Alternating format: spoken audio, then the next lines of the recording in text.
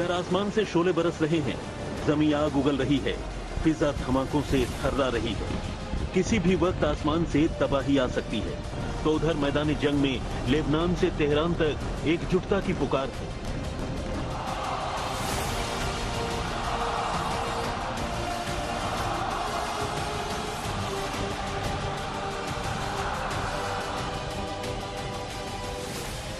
पांच साल बाद ईरान के सर्वोच्च लीडर खामेनेई जब ग्रैंड मस्जिद पहुंचे तो हजारों की भीड़ के बीच उन्होंने पहले तो हिजबुल्लाह के सरगना नसरल्लाह की मौत का मातम मनाया। फिर अमेरिका इजराइल को दुश्मन करार देते हुए फिलिस्तीन के हक के लिए दुनिया भर के मुसलमानों को एक साथ आने की गुहार भी लगाई। और ये गुहार फिलिस्तीन के हक के लिए ही नहीं, इजराइल के खात्मे के लिए लगाई गई।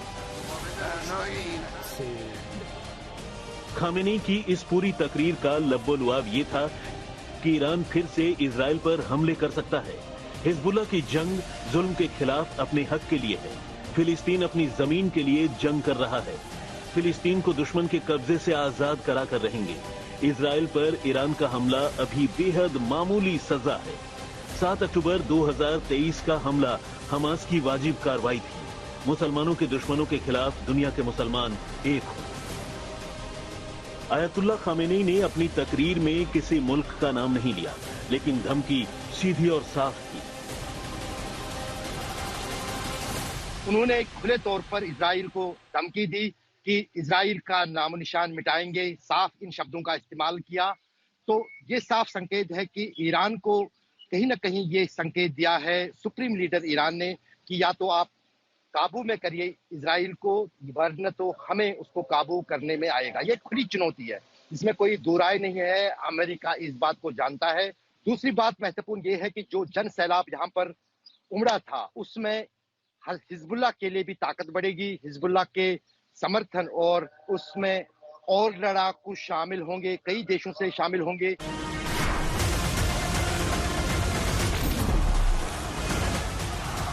खामेनेई के मातम और तकरीर का नतीजा क्या निकलता है, ये आने वाले दिनों में पता चलेगा। लेकिन इस बीच मैदान जंग का हाल ये है कि इजराइल ने दक्षिणी लेबनान पर बारूद की बारिश कर दी है। रात भर में 200 ठिकानों पर हुई बमबारी में हिजबुल्लाह का इंटेलिजेंस हेडक्वार्टर से लेकर हथियारगाह तक तबाह कर दिया गया है। गुरुवार रात के हमले में ही इजराइल ने हिजबुल्लाह के अगले चीफ हाशिम सफीउद्दीन के सफाए का भी दावा किया है। हालांकि हिजबुल्लाह ने उसकी पुष्टि नहीं की है। लेकिन इजराइल ने बेरूत में एयरपोर्ट से लेकर सरहदी लेबनान तक जो बम गिराए हैं, उसके बाद कैसी तबाही हुई है उसकी एक वानगी देखिए।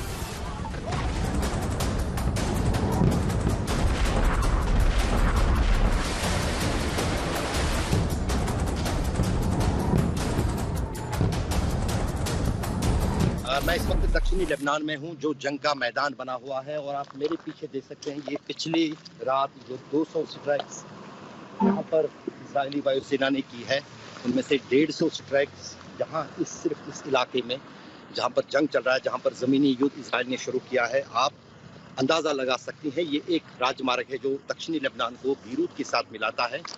टायर ज़िला है ये। और यहाँ पर आप तबाही देखिए इस एरियल स्ट्राइक की। खुद का जो है इसने पूरा जो है एक खाई बनाई है और ये रोड ही बंद हो गया है। अब थोड़ा सा हिस्सा एक कच्चा इस तरफ इसका है, वहाँ से गाड़ियाँ निकल रही है जिसको यहाँ से मजबूरी में निकलना हो। बाकी आप ये देखिए सड़क की हाल है दक्षिणी लेबनान में। उधर हिजबुल्लाह भी थमा नहीं है।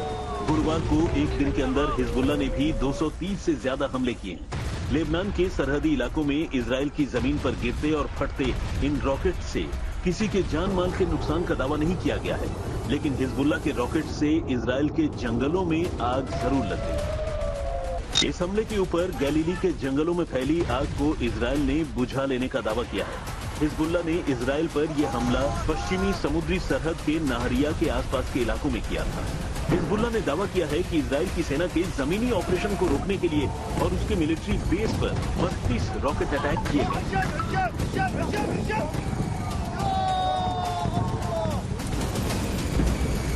वैसे इजराइल के ऊपर सिर्फ उत्तरी नहीं, दक्षिणी इलाकों में भी ड्रोन हमले हो रहे हैं, जो ईरान समर्थित इस्लामिक रेजिस्टेंस ग्रुप की ओर से किए जा रहे हैं, लेकिन इसराइल का पूरा फोकस अभी गाजा में हमास और लेबनान में हिजबुल्लाह के सफाए पर है। तेल अवीव से गौरव सावंत, तेहरान से राजेश पवार और लेबनान से अशरफ वानी के साथ आज तक ब्यूरो। ईरान के सर्वोच्च नेता अयातुल्लाह अली खामनेई ने हाथों में राइफल लेकर इजराइल के खात्मे की धमकी दी है। राइफल के साथ दिखे अयातुल्लाह अली खामनेई, बड़ी जानकारी आपको दे रहे हैं। नसरुल्लाह के मातम के दौरान तकरीर देते हुए राइफल के साथ नजर आए थे खामनेई। आपको बताते चले, उन्होंने सीधे तौर पर मुस्लिम देशों से एकजुटता की अपील की और ये तस्वीरें आपको दिखा रहे हैं। तकरीर करते हुए बाएं हाथ में ऑटोमेटिक राइफल लिए यहां पर आपको खामनेई दिखाई दे रहे हैं। इजराइल पर मिसाइल हमले के बाद पहली बार सामने आए हैं ईरान के सुप्रीम लीडर खामनेई। राइफल के साथ दिखे हैं अयातुल्लाह अली खामनेई, जिनकी तस्वीरें इस वक्त हम आपको दिखा रहे हैं।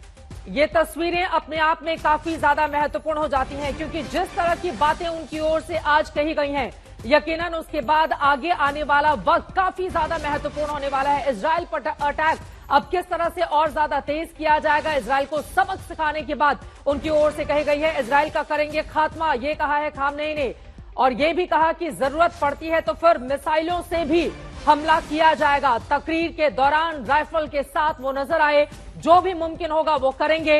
यहां पर तस्वीरें आपके सामने हैं, इसके बहुत सारे मतलब और मायने यहां पर निकाले जा रहे हैं। लेकिन यकीनन आज के इस भाषण के जरिए एक तरफ इजराइल को कड़े शब्दों में उनकी ओर से चेतावनी दी गई, तो वहीं दूसरी तरफ तमाम मुस्लिम देशों को सब कुछ भूलकर एक साथ आने की बात कही गई और बड़ी लड़ाई के लिए आगे अपने लड़ाकों को तैयार रहने की बात भी कही गई है, कहते हुए कि इजराइल को सबक सिखाएंगे हम।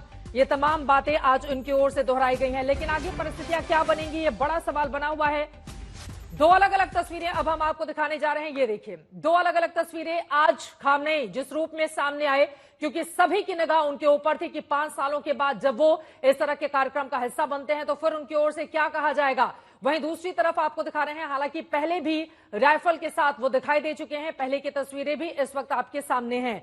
लेकिन इजराइल का करेंगे खात्मा, ये उनकी बातें किस ओर इशारा कर रही हैं, आगे आने वाले वक्त में स्थितियां कैसे बदलने वाली हैं। मेहमानों के साथ चर्चा करने से पहले आपको लेकर चलते हैं सीधे लेबनान। आज वहां पर दिन भर क्या हलचल रही, इस वक्त क्या हो रहा है, हमारे संवाददाता अशरफ वानी लगातार बेरूत और उसके आसपास के इलाकों में चल रही जंग पर अपनी पैनी नजर बनाए हुए हैं। अशरफ, सबसे बड़ा सवाल, ये जो धमकी खामनेई की ओर से दी गई है, आगे आने वाले वक्त में इसका किस रूप में असर देखने को मिल सकता है, और आज दिन भर क्या हुआ, किस तरह की स्थिति है, जिसके बारे में हमारे दर्शकों को देंगे जानकारी।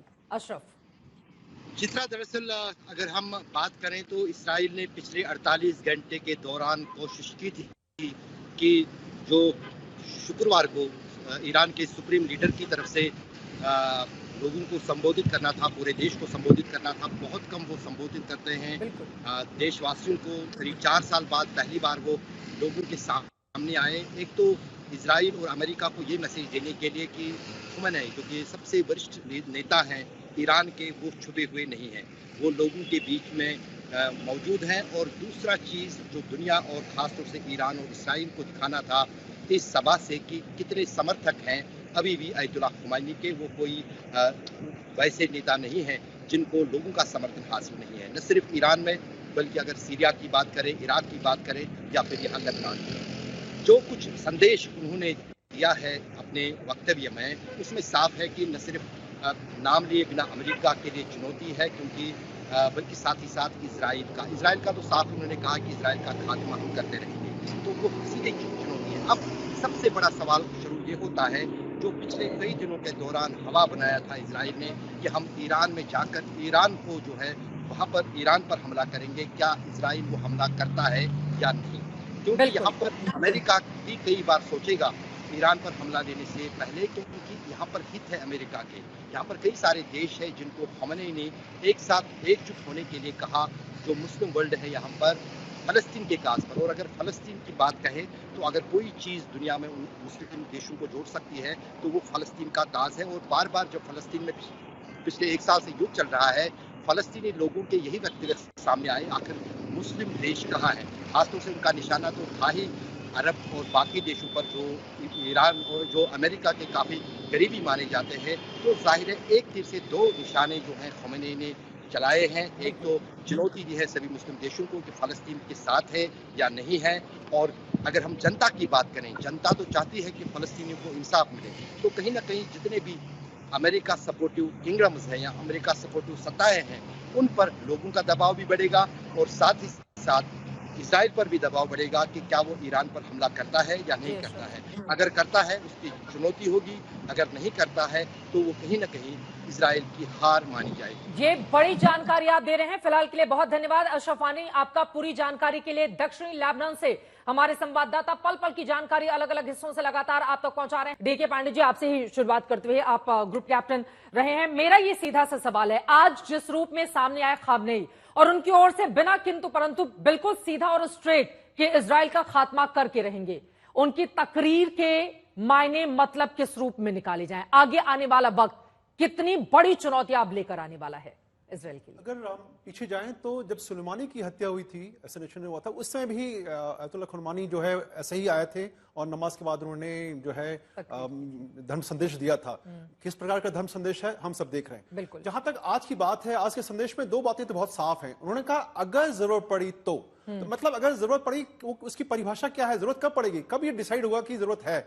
तो इसका मतलब उनकी तरफ से अभी और लड़ने की क्षमता है कि नहीं, इस पर बहुत बड़ा प्रश्न चिन्ह है। दूसरी बात कही उन्होंने, आपको ऐसा क्यों लग रहा है कि और लड़ने की क्षमता है या फिर नहीं है? देखिए, अगर तो धमकी भरे अंदाज में सामने आया ना, ये कहते हुए कि इजराइल का खात्मा कर देंगे। देखिए, ये तो पोस्टरिंग बहुत जरूरी है कि आम जनता के सामने जब वो संबोधन दे रहे हैं तो वो चाहते, लोगों को पता है कि इसमें पूरा ईरान जो है एक जुनून में है, तो उनकी भावनाओं को और किस प्रकार से संभाला जाए उसके लिए जरूरी है कि उनकी भावनाओं के अनुसार बात करें। तो ये एक पॉलिटिकल राजनीतिक तरीका है संबोधन का।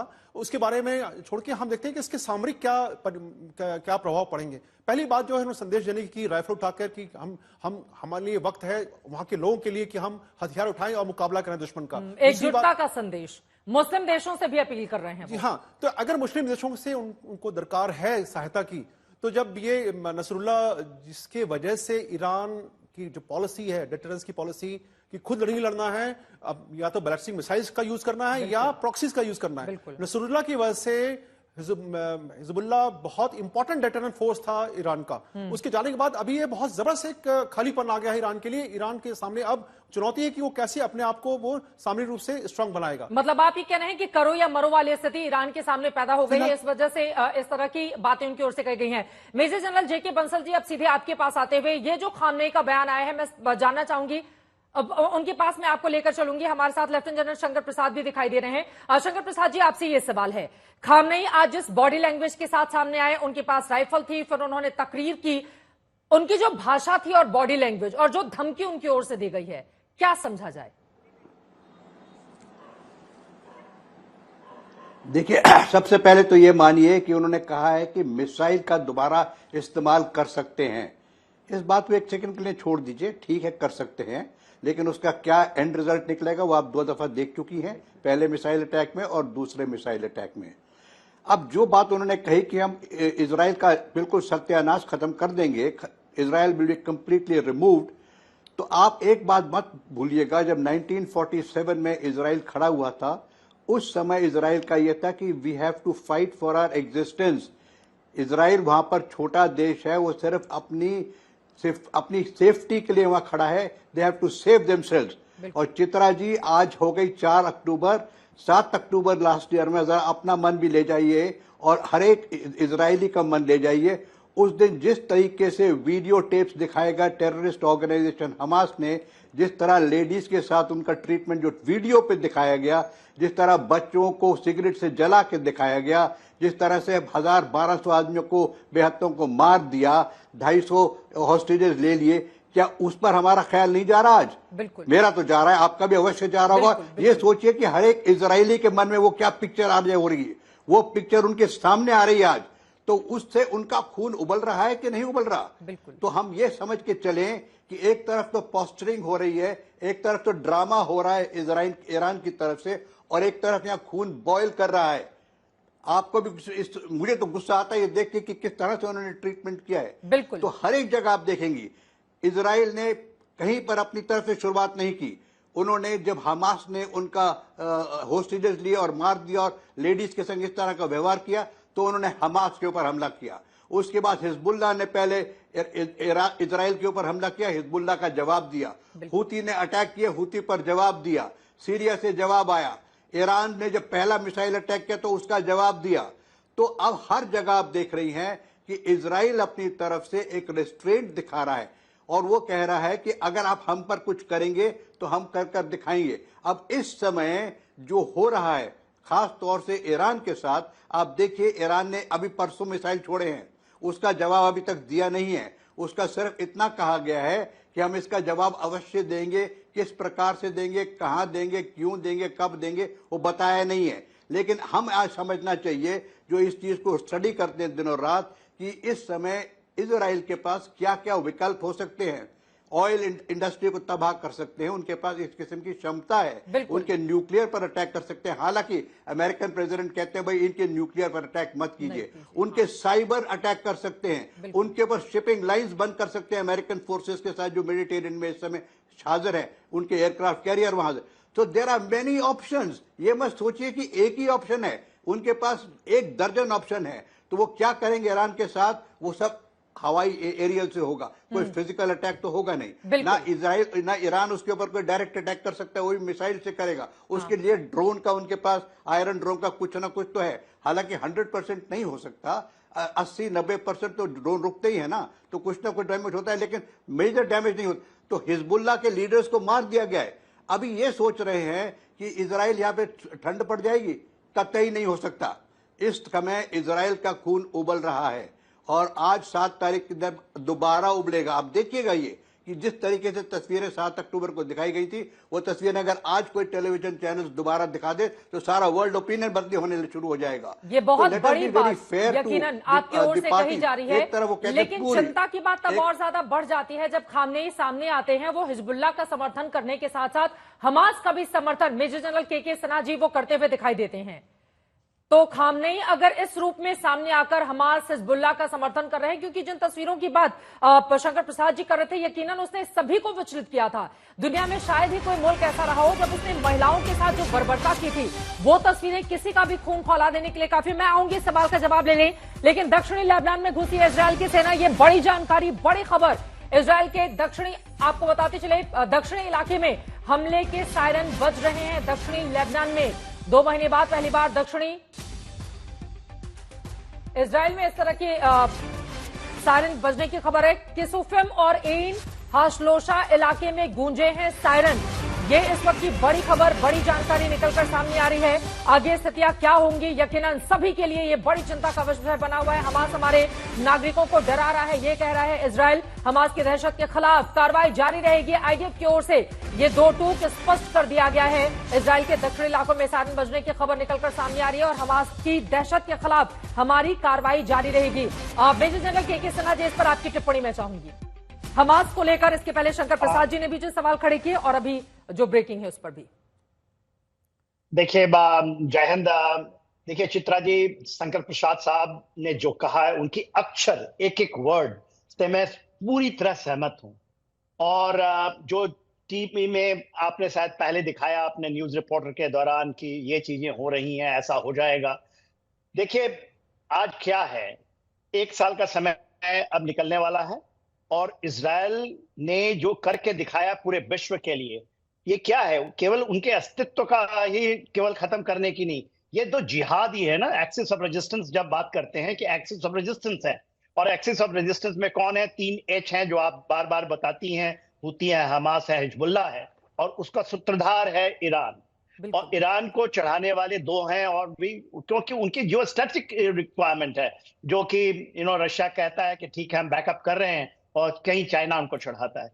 तो देखिए उनके कैलकुलेशंस में इतनी बड़ी फॉल्ट लाइन है, क्योंकि उन्होंने कुछ बना लिए जो उनके अपने मिसाइल सिस्टम्स हैं या रॉकेट्स हैं, या हिजबुल्लाह को कर दिया, और पूरी एक नैरेटिव पैदा कर दी कि हमास इजराइल तो टिक ही नहीं सकता, एक फ्रंट में हमास से नहीं टिक सकता, तो ये कहां 3 फ्रंट, और ये चौथा फ्रंट यदि हुआ है। पहली बार ऐसा हुआ है चित्रा जी, जब एक डायरेक्ट कन्फ्रंटेशन है ईरान और इजराइल के बीच में। और इजराइल को तो मैं इसलिए सैल्यूट करता हूं और वहां के लीडरशिप को सैल्यूट करता हूं क्योंकि इस तरह की जो मिलिट्री, क्योंकि हम तो दिन रात इनको पढ़ते हैं, इन मिलिट्री चीजों को स्ट्रेटेजिकली देखते हैं, तो इस तरह की चीजें देखने को मेरे को नहीं मिली। इवन सेकेंड वर्ल्ड वॉर या फर्स्ट वर्ल्ड वॉर में भी नहीं मिली है ऐसी, कि आप अपने दमखम पे, और कितनी बड़ी इसकी टेरिटोरियल जो लोग इसकी है, 420 किलोमीटर लंबा, 115-16 किलोमीटर चौड़ा,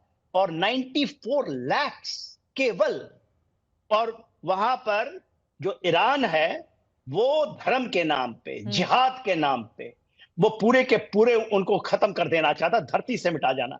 और शंकर प्रसाद साहब ने बहुत अच्छा किया। ये तो 1948 से चला आ रहा, आज तक तो खत्म नहीं हुआ और बढ़ता ही जा रहा है। यदि आप 2000 में, जब हम लेबनान की आज बात करते हैं चित्रा जी, 82 से शुरू हुआ था और 2000 तक, 85 या 2000 तक उनका सदर्न लेबनान, जो लिथानी रिवर है, वहां पर उनका ऑक्यूपेशन था, वो वहां थे।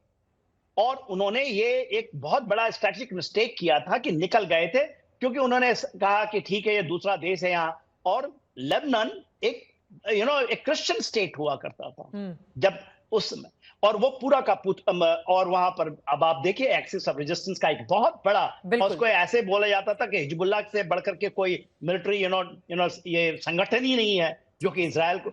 और देखिए पूरे लीडरशिप को उन्होंने खत्म कर दिया है। बिल्कुल, वो कुछ भी कहे, पूरा लीडरशिप।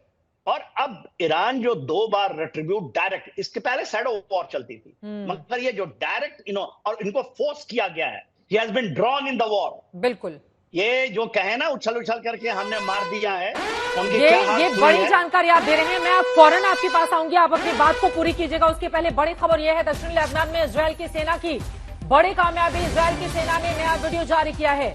ये वीडियो दक्षिणी लेबनान का बताया जा रहा है। इजरायल की सेना ने इन इलाकों पर कब्जा जमाया है और वीडियो में आप देख रहे हैं रिहायशी इलाकों में हिजबुल्लाह ने हथियारों का जखीरा किस तरह से जमा करके रखा हुआ था। इजरायल की सेना की ओर से यह वीडियो जारी किया गया है। हिजबुल्लाह के ठिकानों से भारी मात्रा में हथियारों की बरामदगी हुई है। रिहायशी घरों में हिजबुल्लाह के ठिकाने थे और वहां से भारी तादाद में ये जो बरामदगी है वो अपने आप में बहुत कुछ बयां करती है। आपको बताते चले कि हिजबुल्लाह के पास 1 लाख से ज्यादा रॉकेट और मिसाइल भी हैं। ऐसे में आगे की स्थिति क्या बनेगी, लेकिन ये आपको दिखा रहे हैं रिहायशी इलाकों में हिजबुल्लाह ने किस तरह से अपने ठिकाने बनाकर रखे हुए थे और वहां पर भारी तादाद में इजरायल की सेना की ओर से जो वीडियो जारी किया गया है, भारी तादाद में वहां से किस तरह से हथियारों की बरामदगी हुई है। तस्वीरें आपके सामने। मेजर जनरल जेके बंसल जी, इन तस्वीरों पर पहले आपकी टिप्पणी में ले लेना चाहूंगी। और खामनेई की ओर से जो बातें कही गई हैं, क्या वो आग में घी डालने का काम करेगा? Thank you Chitra ji invite करने के लिए। बिल्कुल जो खामनेई जी का है वो आग में घी डालने वाली बात है, क्योंकि उन्होंने जो 7 अक्टूबर को हमला हुआ उसको भी पहले भी उन्होंने जायज ठहराया और अब भी जायज ठहराया। पिछली बार तो उन्होंने ये कहा था कि जिन लोगों ने हमला किया है मैं उनके हाथ चूमना चाहता हूं।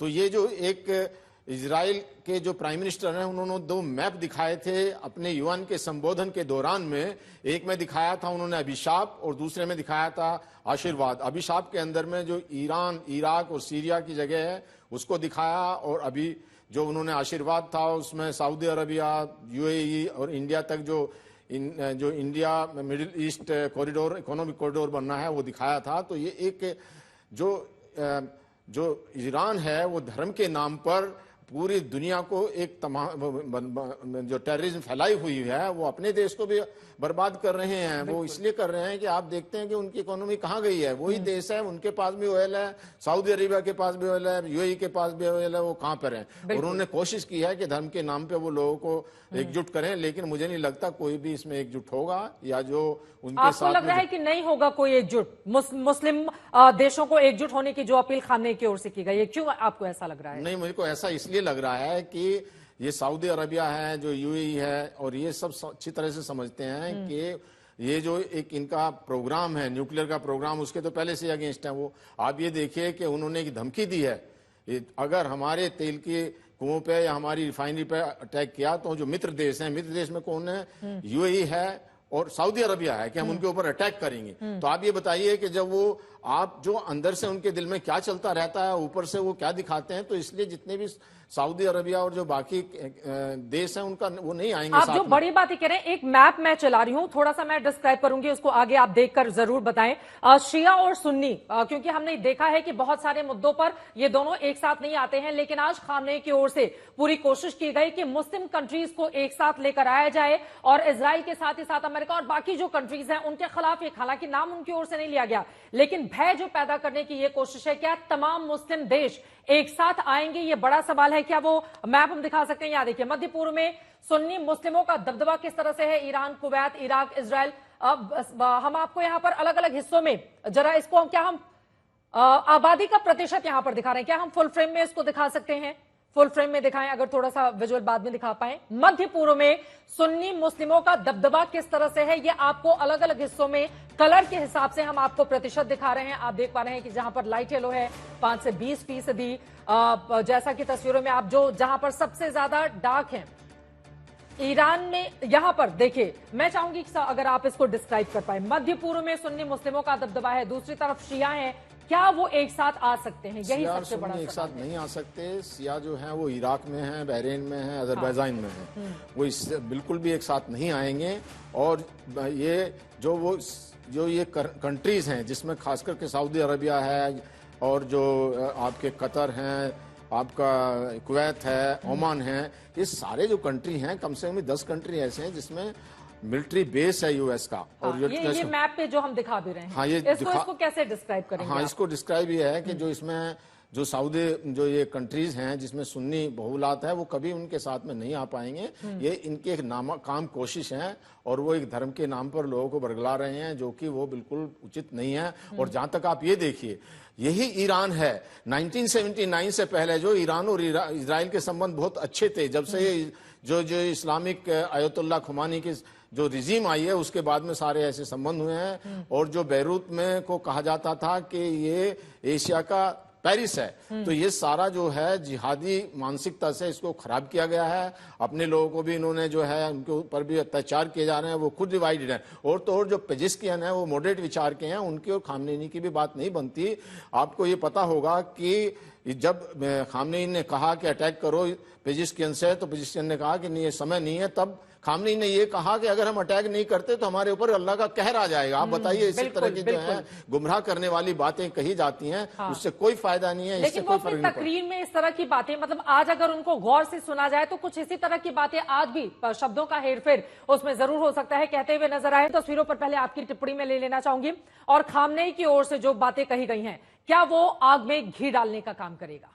Thank you Chitra ji, invite करने के लिए। बिल्कुल जो खामनेई जी का है वो आग में घी डालने वाली बात है, क्योंकि उन्होंने जो 7 अक्टूबर को हमला हुआ उसको भी पहले भी उन्होंने जायज ठहराया और अब भी जायज ठहराया। पिछली बार तो उन्होंने ये कहा था कि जिन लोगों ने हमला किया है मैं उनके हाथ चूमना चाहता हूं।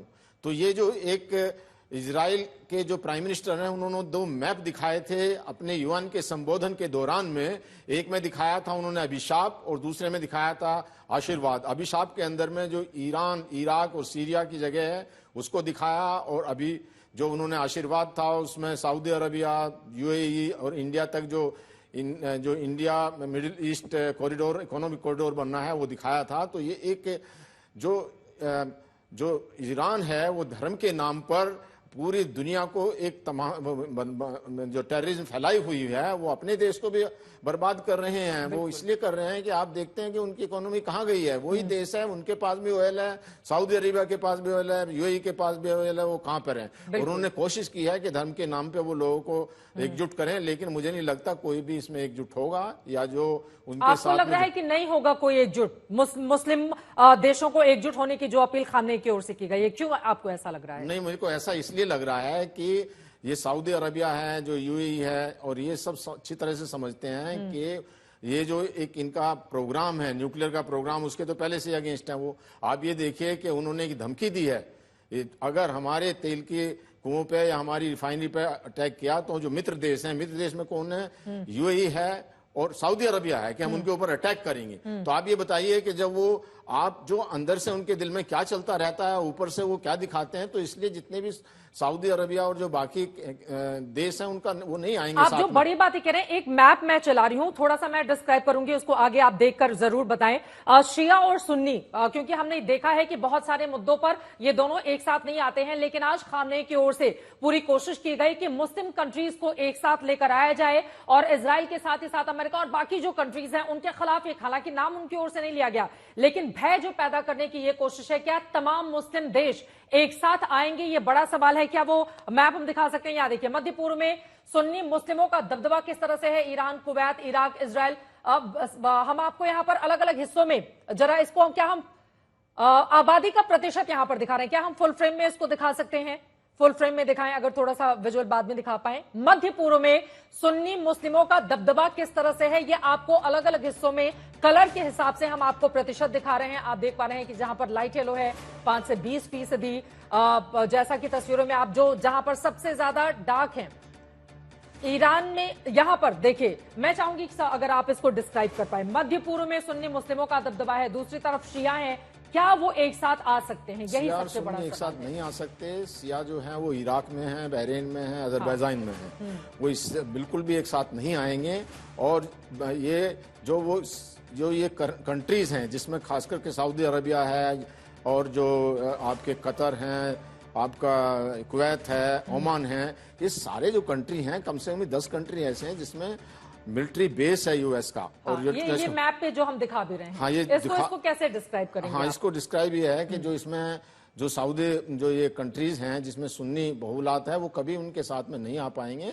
ये इनके एक नाकाम कोशिश है और वो एक धर्म के नाम पर लोगों को बरगला रहे हैं, जो कि वो बिल्कुल उचित नहीं है। और जहां तक आप ये देखिए, यही ईरान है 1979 से पहले जो ईरान और इजराइल के संबंध बहुत अच्छे थे। जब से जो इस्लामिक आयतुल्लाह खुमानी की जो रिजीम आई है, उसके बाद में सारे ऐसे संबंध हुए हैं। और जो बैरूत में को कहा जाता था कि ये एशिया का पेरिस है, तो ये सारा जो है जिहादी मानसिकता से इसको खराब किया गया है। अपने लोगों को भी इन्होंने जो है उनके ऊपर भी अत्याचार किए जा रहे हैं, वो खुद डिवाइडेड है। और तो और जो पेजिस्कियन है वो मॉडरेट विचार के हैं, उनकी और खामनेई की भी बात नहीं बनती।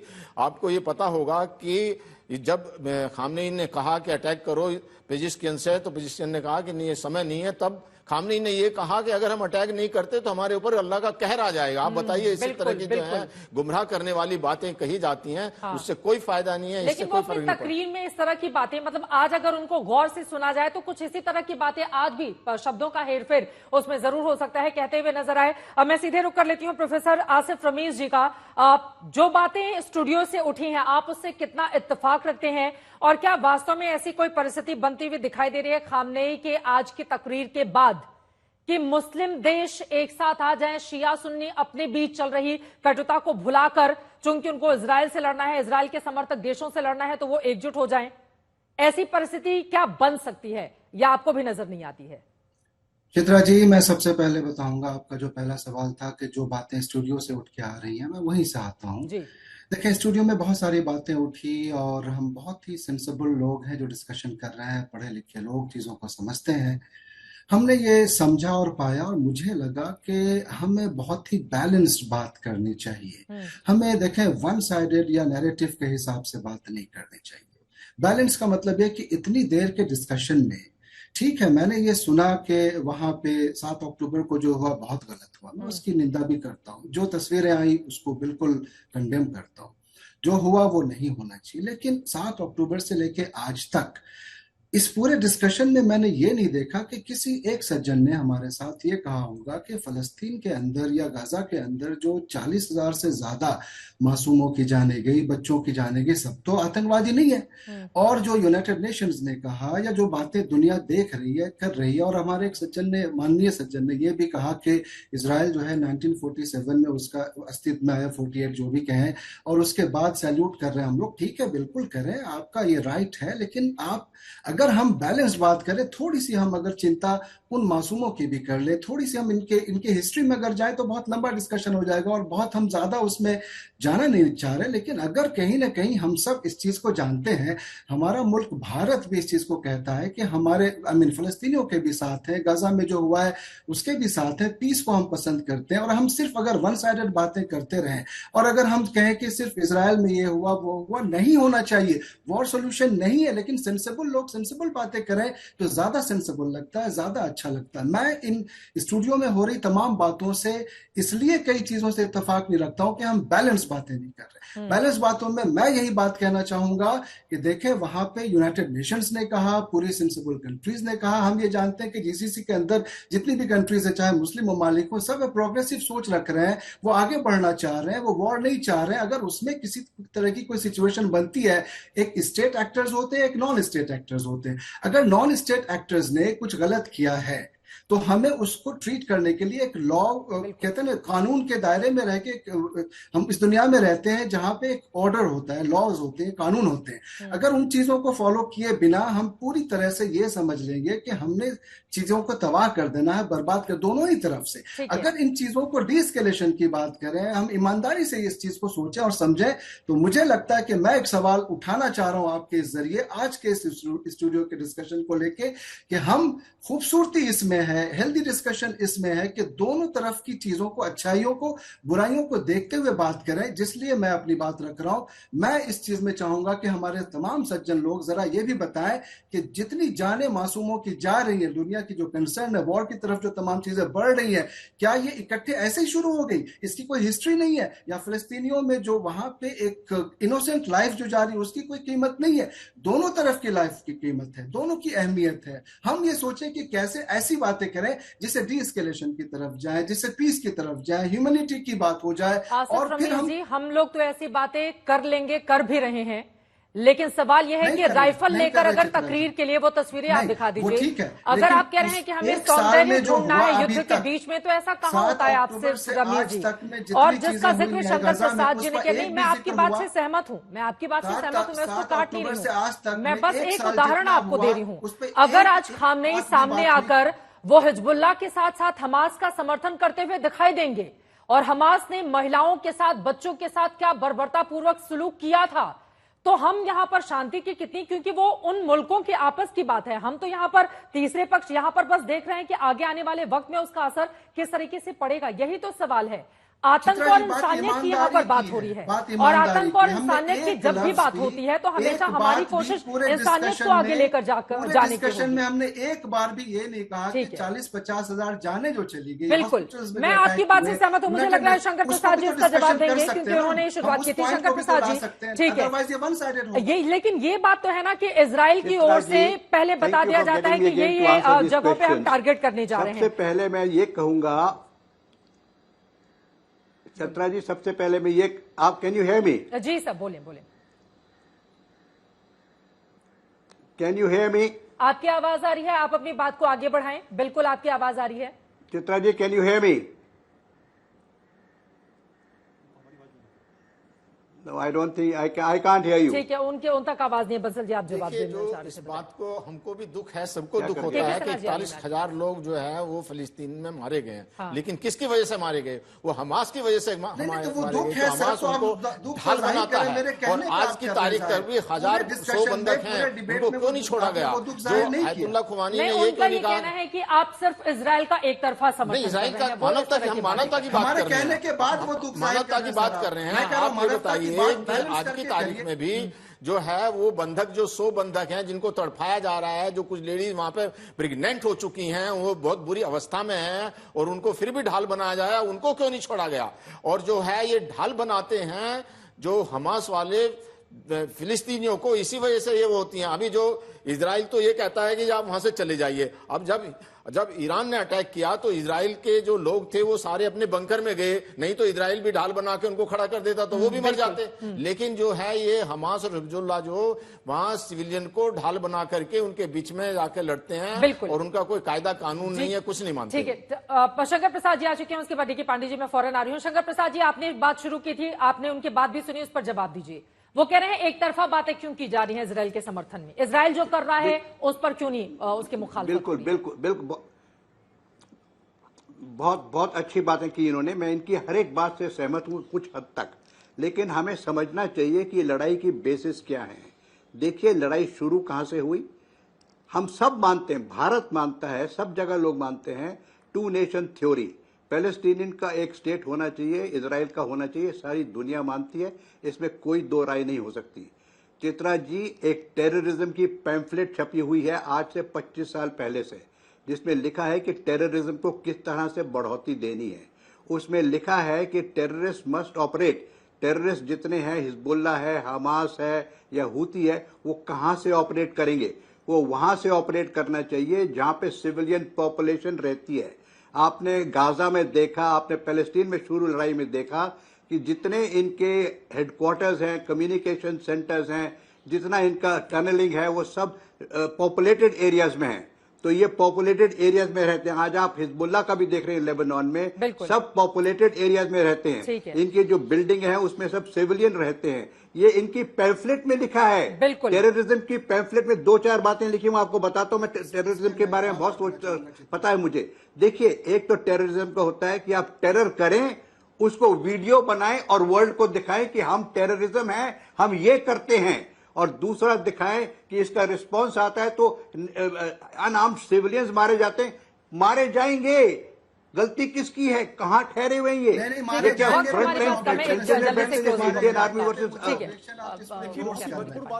की जा रही है कि विरोध नहीं करा है। देखिए, नाराज मत होइए आप, नाराज मत होइए, मैं आपकी भारत ने आतंकवाद की निंदा की है और अभी यूनाइटेड नेशन की बात की जा रही है। UNRWA जो है ये बता रहा हूं, वो गाजा पट्टी में क्यों उन्होंने जो है स्कूल और हॉस्पिटल का सहारा दिया, यूनाइटेड नेशंस पे प्रश्न चिन्ह लगाया, गुतरेश को क्यों बैन किया गया, क्योंकि यूनाइटेड नेशन ने एक बार भी भर्त्सना नहीं की कि जो 7 तारीख को हुआ, 7 अक्टूबर को हुआ, वो गलत था या सही था। और आज जब खुमैनी साहब ने बोला तो क्या वो नहीं बोल सकते थे मानवता के आधार पर क्या हमें क्या करना चाहिए, उन्होंने और उसमें घी डालने का काम किया। इसलिए जो है आपको ये लगता है गलत है और आतंकवाद की निंदा की जा रही है, किसी मानवता के आधार पर नहीं कोई प्रश्न किया जा रहा है। बाकी जो रिएक्शन आ रहे हैं वो धार्मिक आधार पर है, वो बिल्कुल सर, ये बड़ी बात है आप कह रहे हैं।